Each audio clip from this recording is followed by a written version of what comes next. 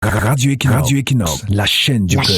La chaîne du peuple. Bonjour, comme promis hier, répondons ce matin à ceux qui pensent que la privatisation des grands concours par les en haut pour leurs seuls enfants est similaire à la reproduction sociale théorisée par Bourdieu et qui a cours dans les pays qui respectent la méritocratie. L'objectif est de montrer que la reproduction sociale qu'on pratique au Cameroun n'a rien à voir avec la reproduction sociale telle que théorisée par Pierre Bourdieu, ou alors la reproduction camerounaise n'a jamais été objective.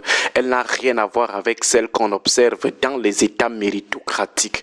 Elle est plutôt sauvage, barbare et grossière. Alors commençons par présenter ce que c'est la reproduction sociale chez Bourdieu appliquée dans les grandes nations. Après, nous montrerons en quoi celle à la camerounaise est complètement différente de ce que dit Pierre Bourdieu. La reproduction sociale chez Bourdieu, c'est que les enfants grandis, socialisés ou éduqués dans un environnement particulier ont de fortes chances de devenir le fruit type de cet environnement social. Ça fait qu'un enfant qui grandit dans un environnement où la principale source de revenus c'est l'agriculture, il y a de fortes chances qu'il finisse agriculteur. S'il a grandi dans un environnement de riches, d'aristocrates ou de francs-maçons, il y a de fortes chances qu'il devienne plus tard un riche, un aristocrate ou un franc-maçon. S'il est né dans une famille présidentielle ou de gouverneur, il y a de fortes chances qu'il finisse un jour président ou gouverneur.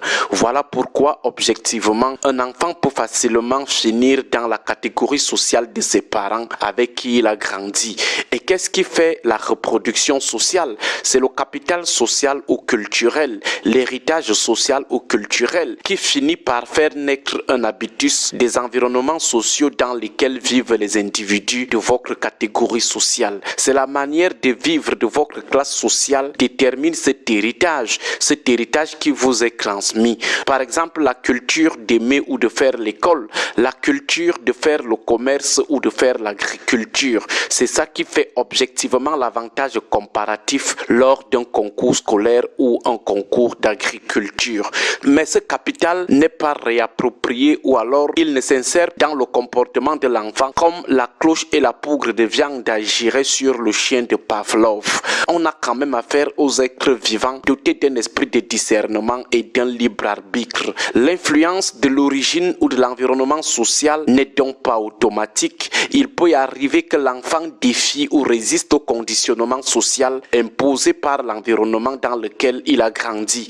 Là, il refuse de devenir la photocopie des conditions dominantes de son environnement. Pierre Bourdieu parle alors de miraculé parce que la matrice de mutation sociale n'est pas bloquée. Certes, la règle voudrait que les influences dominantes de l'environnement dans lequel vous grandissez soient dominantes, mais il peut arriver que l'enfant essaye de résister à celle-ci. C'est donc un miraculé. Concrètement, un enfant né là où majoritairement les gens ne vont pas à l'école et deviennent tous des chasseurs, cet enfant peut résister au conditionnement et aimer plutôt l'école, devenir sous-préfet si on ne bloque pas la matrice de mutation sociale. Ce n'est donc pas automatique. Dans la reproduction chez Bourdieu, on ne bloque pas les gens, on ne force pas les gens, on n'impose pas aux gens d'être seulement les produits de leurs environnements sociaux d'origine ou de prédilection. On laisse la possibilité, on laisse la chance aux individus de devenir des miraculés, négativement comme positivement. Négativement, c'est-à-dire on ne peut pas forcer l'enfant d'un président à devenir à tout prix président ou gouverneur alors qu'il a refusé d'être influencé par les conditions sociales de sa famille qui devraient normalement le prédisposer à devenir un jour un haut cadre de la République. Il y a une possibilité qu'il devienne un voyou et là on ne va pas forcer qu'il soit à tout prix une élite. C'est un miraculé négatif. De même, on ne va pas enlever à un fils de chasseur la chance de ne pas finir chasseur pour finir plutôt sous-préfet selon la socialisation parallèle qu'il a choisi de subir ou qu'on lui a fait subir. On lui laisse la chance de devenir aussi président et donc un miraculé de son environnement social. Pour revenir revenir au cas du Cameroun, la reproduction à la Bourdieu ne signifie pas qu'on fasse réussir un enfant moins méritant parce qu'il vient d'une famille de ministres ou de hauts cadres de la République. Ou inversement, la reproduction sociale ne signifie pas qu'on fasse échouer un enfant méritant parce qu'il vient d'un milieu de démunis. La reproduction sociale chez Bourdieu ne prévoit pas la corruption ni le favoritisme, encore moins l'élimination grossière des enfants des en bas d'en bas.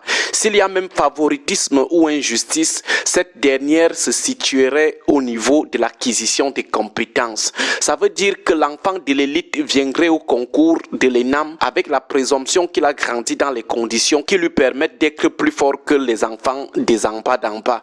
Par exemple, il ne manquait pas les classes à cause des travaux champêtres ou parce qu'on le mettait dehors à cause des pensions impayées.